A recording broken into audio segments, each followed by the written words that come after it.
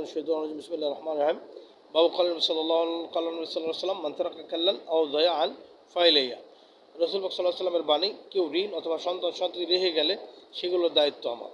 নবীজি বলেছেন যদি কেউ ঋণগ্রস্ত হয়ে মারা যায় সেই ঋণ পরিশোধের দায়িত্ব আমার, আর তাদের সন্ততিদের লালন পালন এবং তাদের ব্যবহার বহন করার দায়িত্ব আমার।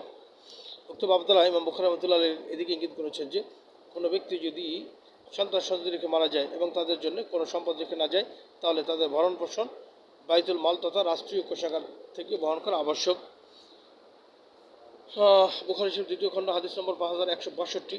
أبي قال حدثنا يحيى بن بكير قال حدثنا الليث عن عقيل عن ابن شهاب عن أبي سلمة عن أبي هريرة أن الرسول صلى الله عليه وسلم كان يؤتى بالرجل। আবু হুরায়রা থেকে বর্ণনা তিনি বলেন নবী করিম সাল্লাল্লাহু আলাইহি ওয়াসাল্লামের জামানায় কানা ইউতা বির-রাজুল আল-মুতাওয়াফা আলাইহি আদ-দাইন, যারা মারা যেত এবং নবীজির কাছে জানাজা পড়ানোর জন্য আনা হতো, তখন ফায়াসালু হাল তারাকা লিদাইনি ফাদলান, নবী জিজ্ঞেস করতেন যে ঋণগ্রস্ত আছে কিনা, যদি ঋণগ্রস্ত থাকে তাহলে ঋণ পরিশোধের কোনো ব্যবস্থা রয়ে গেছে কিনা। ফাইন হদ্দিত আন্নাহ তারাকা লিদাইনি আফাল সাল্লাহ, যদি বলা হতো ইয়া রাসূলুল্লাহ হ্যাঁ ঋণ পরিশোধের সম্পদ সে রয়ে গেছে তাহলে নবীজি তার নামাজ পড়াতেন। ওয়াইল্লা, আর যদি তার ঋণ পরিশোধের ব্যবস্থা না থাকতো তাহলে নবীজি তার নামাজ পড়াতেন না। ক্বাল আল মুসলিমিন সাল্লু আলা সাহাবিকুম, তখন মুসলমানদেরকে বলতেন যে তোমরা তোমাদের সাথীদের জানাজা তোমরা পড়াও।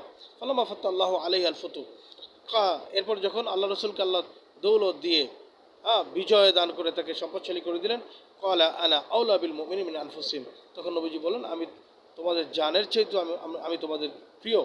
ফামান তুওয়াফিয়া মিনাল মুমিনিন, যে ইমানদার মারা যাবে ফাতারাকা দাইনান, আর সে ঋণ রেখে মারা গেল, ফালাইয়া কাদাহু, সে ঋণ আমি পরিশোধ করে দেবো। আমার তারা কামালাল ফালি ওয়ারাসাতি, আর সে যে সম্পদ রয়ে গেছে এটা তার ওয়ারিসরা পাবে। আল্লাহ আমাদেরকে আল্লাহ রসুলের আদর্শ অনুযায়ী চলার তৌফিক দান করেন।